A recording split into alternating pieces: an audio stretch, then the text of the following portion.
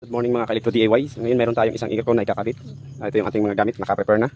So check natin guys, yung ating mga gagamitin doon sa pag-install ng aircon na split type. So yan. Ito yung ating drill bit na jackhammer. Yan. So yan, ito pambutas. Okay.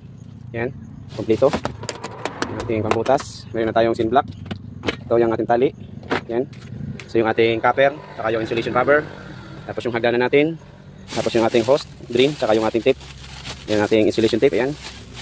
Tapos guantes, tools natin, yan. Tapos ito pa tools, map gas, level bar, circuit breaker, bracket, pump, extension, 134A, 14A, na freon, refrigerant, R32. So tatlo din na natin na freon, refrigerant guys, dahil di natin alam kung anong freon yung gamit nung kasi ano na siya.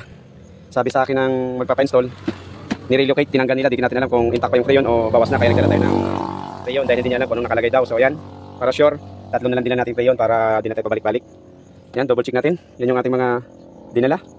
So yan, kompleto na. Nandito na rin yung ating tools na gagamitin. Tingnan natin sa loob. Yan, ang laman niya ay yung mga tools natin sa gagamitin. Ayan, barina, ang tools, yan, ang butas, tapos grinder, talim, nandun na rin, extra battery, nail gun, okay, kompleto. Tapos yung bala, yan. So baka meron tayong nakakalimutan, kaya kailangan natin double check dahil malayo yung ating tatakbuhan. Sayang yung biyahin natin pagka may naiwanan tayong gamit guys. So ayan yung ating maggas, kung sakasakaling kapusin yung copper, hindi tayo magdugtong.